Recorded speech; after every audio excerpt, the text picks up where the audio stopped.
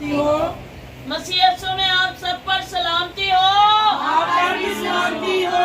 Hallelujah hallelujah hallelujah hallelujah. जोरदार तालियां यीशु के लिए। खुदावंद इस वक्त यहाँ पर मौजूद है कि अपने तालिबों को बदला और जो उसकी तलब रखते हैं तो खुदा आसमान के तख्त को छोड़कर जमीन पर। तो जब हम खुदा के ज़ुल्म में बैठे तो ये जानकर बैठे कि आज हमने कुछ लेके उठना है। हमारी झोलियां खाली हैं, हमने इनको बरकतों से भरकर उठना है। और अगर हम कलाम को अच्छे तरीके से सुनेंगे, उस पर अमल करेंगे तो बरकतें हासिल करेंगे। क्योंकि नरम जमीन में बोया हुआ बीज ही फल लाता है। कभी बंजर जमीन में गिरा हुआ बीज फल लाया है? तो जिस कदर आप अपने दिलों की जमीन को नरम करेंगे उसी कदर आप फ्रूट हासिल करेंगे। अपने खाली दिलों को लबरेज करना है और अपनी खाली दामनों को भरना है और अपनी रूह को खुदा के रूह से ममूर करना है। Hallelujah hallelujah. कुरान के जिंदगी बख्श कलाम में से आज हम देखेंगे इस घराने की बरकत और तरक्की के लिए खुदा का जो जिंदगी बख्श कलाम है देखेंगे। ज़बूर 16 और बेटी पढ़ने में रहनुमाई करेंगी। मसीह यीशु के बरकत और अजीम नाम में आप सबों की सलामती हो। हम पाकला में से देखेंगे ज़बूर 16।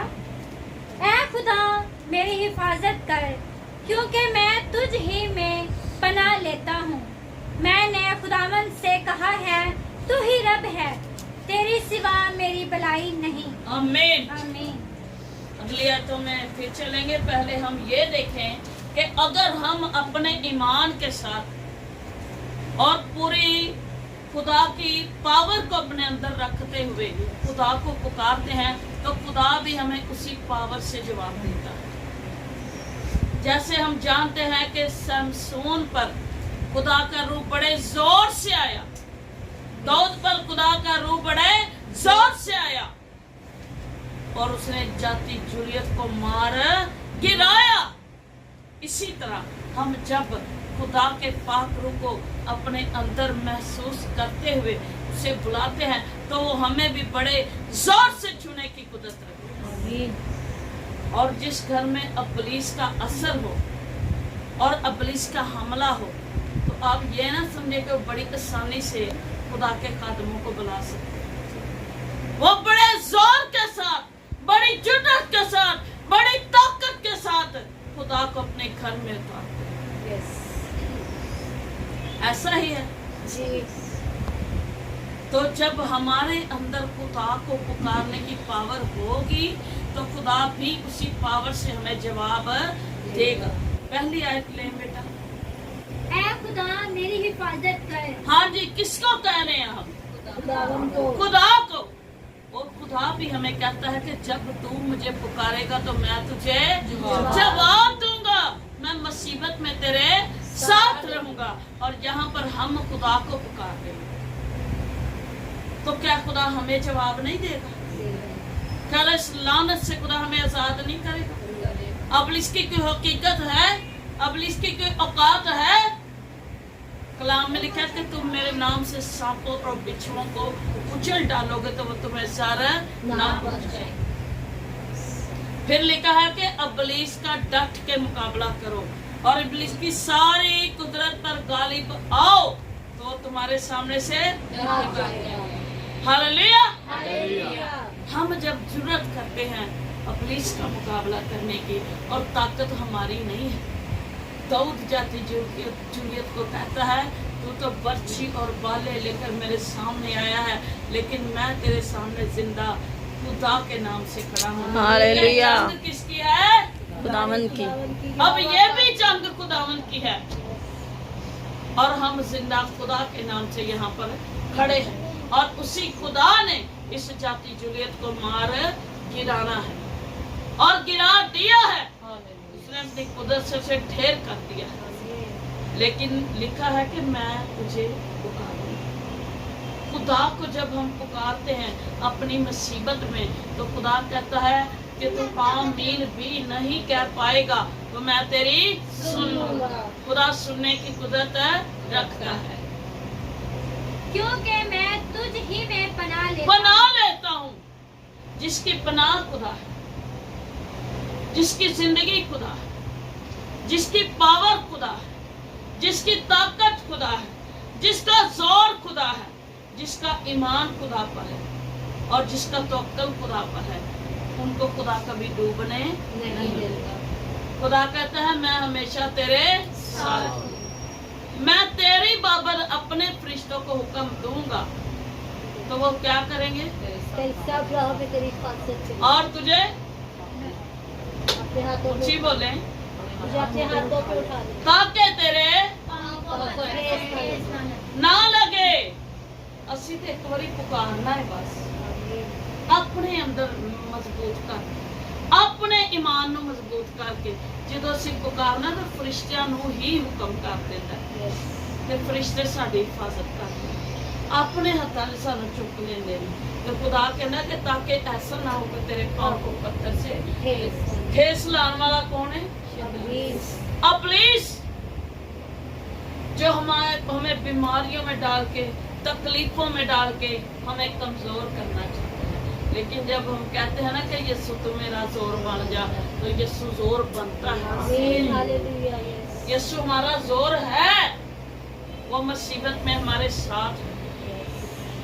सेना दा यहोवा जदों मेरे नाल है ते मैनू मेरे वैरियां तो डर कादा।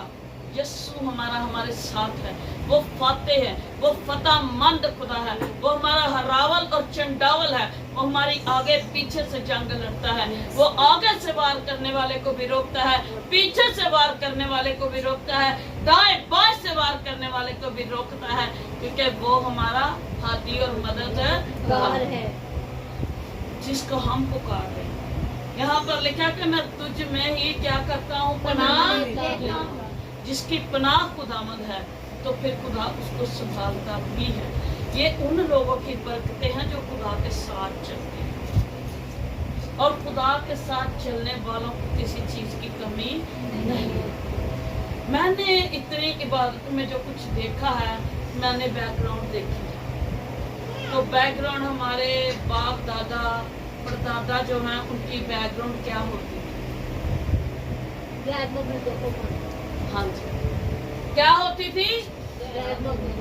मानना, वही तस्वीरें, वही लानतें हमारा पीछा करती हैं। कलाम में लिखा है कि तेरे बाप दादा की बदकारी की सजा मैं तुझे चौथी पुश्त तक भी दूंगा। ते बाप दादा दे टुर गए ते फसे कौन हुए ने? बच्चे। लेकिन बचेगा वो जो उसमें पनाह ले, जिसकी पनाह का खुदा है, जिसकी चट्टान खुदा है, जिसका किला खुदा है, जिसका मुहक्किम किला खुदा है, जिसकी मजबूत चट्टान, वो हमें होल ना गड़े और दलदल के कीचड़ में से निकालने की कुदरत रखता है, और हमारे पांव चट्टान पर रखकर हमारी रवश को कायम करता है। रवश का पता है? हमारी सोच को एक जगह पर कायम करता है कि तू मेरा है, मैंने तेरा फिदिया दिया है, तू बेमोल नहीं है, मैंने तेरी कीमत अपना लहू देकर झुकाई, और तुझे इब्लीस मेरे सामने ले जा नहीं सकता। अगर तू मुझ में पनाह लेता है तो मैं तेरी पनाहगाही हूँ। अगर अगली आयतों में हम चलें तो हम गैर मबूदों के बारे देखेंगे। बेटी पढ़े आगे।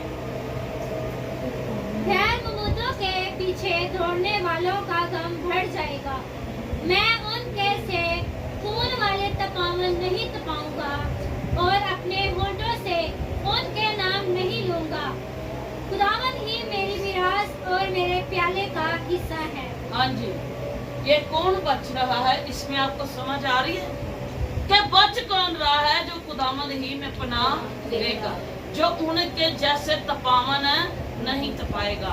जैसे कलाम में हम पढ़ते हैं तो कलाम में लिखा तब अपनी मुसीबत में इन्होंने खुदावन से फरियाद की, और जिन्होंने फरियाद की वो ऐसे लोग थे जिन पर खुदा का कहर नाज़िल हुआ।